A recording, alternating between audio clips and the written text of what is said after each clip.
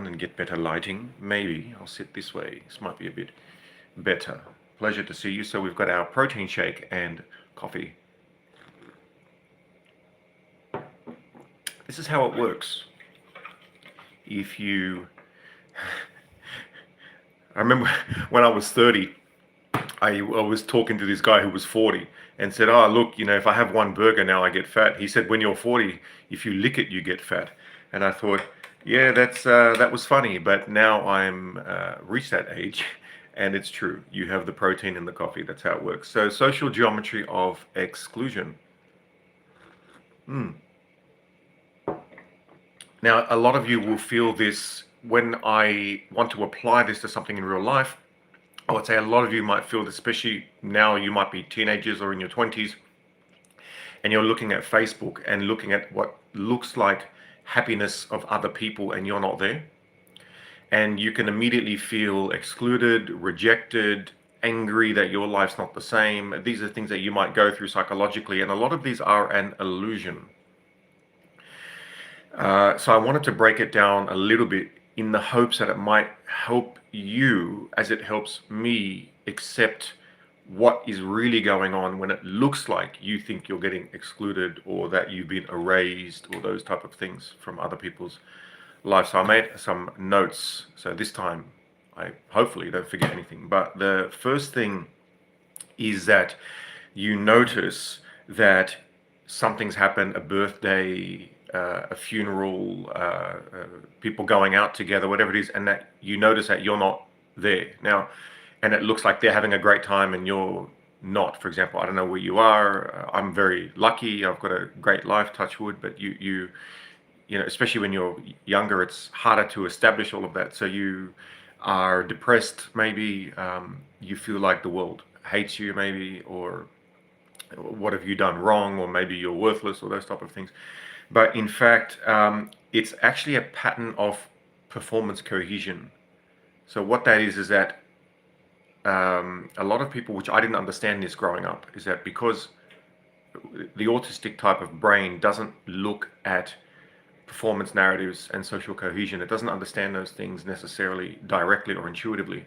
What it understands is trying to have logical sense in everything, in cause and effect, in observing something, and if you observe something, why have you observed something? And it doesn't have to be visually observed or through your senses, it can be through reason.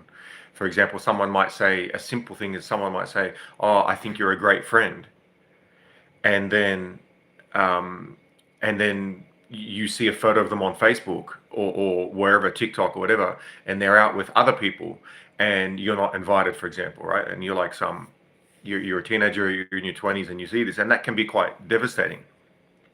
So the thing is that there is an optics economy, which I've learned about general neurotypicality, which really I got to witness with Facebook, because I was around before Facebook. And I remember I got a message from someone who now doesn't actually talk to me, who said, oh, have you heard of this thing called Facebook? That goes to show you, mate, how long I've been around. And now it's like, now you hear people go, oh, Facebook, that's for old people. It's like you get to go through the whole process. So memberships in social events are extended to those who reinforce a collective narrative of harmony regardless of truth. So would you invite someone who doesn't fit that narrative? Now, is someone thinking about this logically? No, they're thinking, oh, we should get him, not him, or her, not her. Yeah. But it's not about the worth of the person. That's so important to recognize. It's not that you're necessarily a bad person or good person or better or worse or funnier or smarter or anything like that. It's to do with, we have a picture of how we want our life to be and what we want it to look like. And to make it look like that, we use this. So it's like if you're painting a door and you want to paint it red, you're not going to use blue. It doesn't mean red's better than blue. It doesn't mean that blue is worse than red. It doesn't mean that you're excluding blue because you don't like blue. It means that you just want the door to be red. Now, this is sad for them, because they are actually hostage to what they want to appear like. In other words, they care more about what they want to be true than what is true. And what is true is that life is messy, people disagree, some people have views on life that you might not understand. It forces you to try and understand yourself when you're confronted with a family member who's very different. But instead, you just block them out and keep your illusion going. And then that continues to the next generation. And it's the price of maintaining the facade. So somebody on Facebook, for example, they might have a photo of their friends together and they don't include you. But that's because they want a facade. They care more about the facade than about exploring differences between themselves and other people. Now, that's not bad at all. It's just understanding that that is the level at which those people operate. Now, you might not operate that way. You might be someone who I care about what's true. I care that if someone is wearing a dress or a suit that doesn't suit them, I'm going to say it, right? You might have that personality. Well, that type of personality is not going to fit with certain groups. And so as opposed to the group going, wow, it's so great to have someone who tells us the truth, they're going to say, no, let's just not include that person. So it's actually, what they've done is they've shrunk the circle. And so you feel like you're excluded from the circle, but it's a circle that they shrunk for them. You haven't moved. You haven't moved out of the circles. The circle's moved inwards. And that's sad for those in the circle because they're painting themselves into a corner.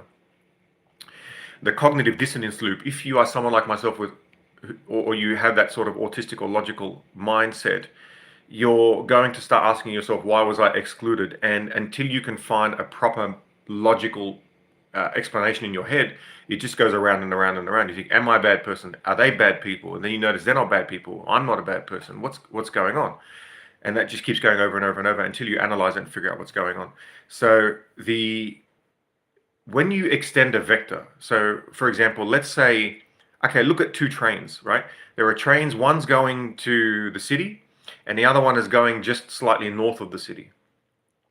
Now, it looks like they're heading in the same direction, but one of them is fueled by going north of the city and the other one is fueled by going to the city. So that means that the closer you get to your destination, the more they're going to diverge. Okay? So it looks from far away like they're together, but then they're actually going to diverge. So the divergence happens because the engine of one train is about what is true over comfort, and the other train is about what is comfort over truth. And so they will diverge. And so we reach the age of 40, and people with whom you were very close at 20 now don't talk to you at 40. And therefore you have to calibrate yourself and think, what the hell's gone wrong? What have I done wrong? That's the first thing that you might think. And you think, well, no, not necessarily, because everyone makes mistakes, but then do you forgive that person or do you not? And the question is really, someone else is asking, does that person fit the type of future we want to look like we're having?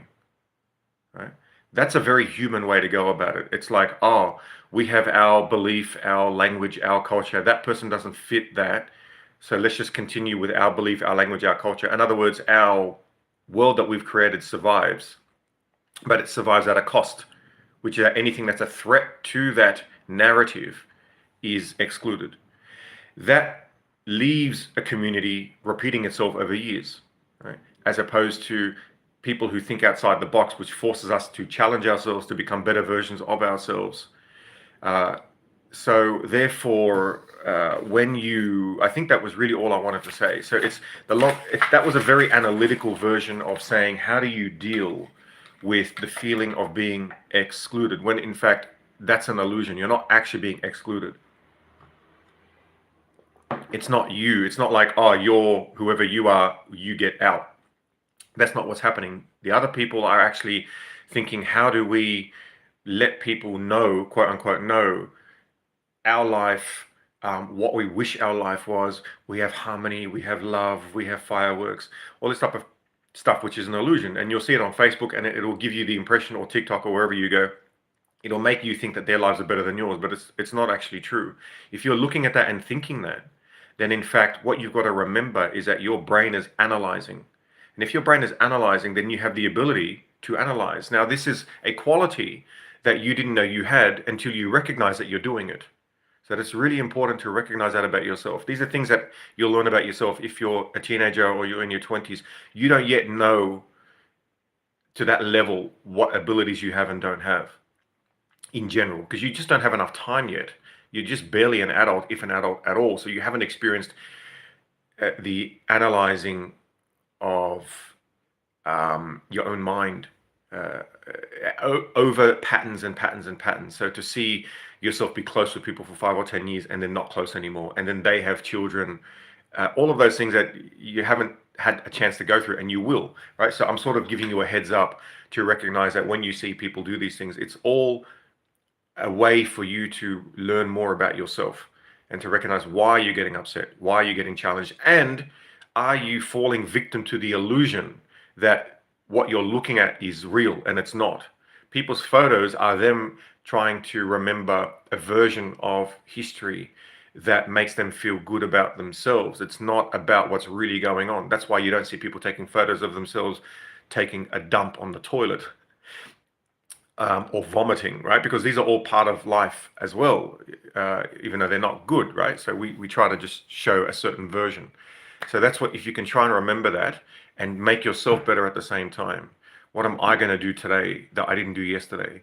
What assignment am I going to do? What work am I going to do? What am I going to discover about myself? And you'll end up over time reaching a point where you become much more powerful, because you don't need to get angry over certain things that waste your time, and you can move on to something else and achieve amazing things with that energy that you wouldn't have achieved if you spent that energy focusing on other people. And this was the end, because I need to get back to my mathematics, because that's what matters to me. All right, I'm going to talk to you later. It's a pleasure to see you. To see you is a pleasure, and take life one metaphorical smack at a time.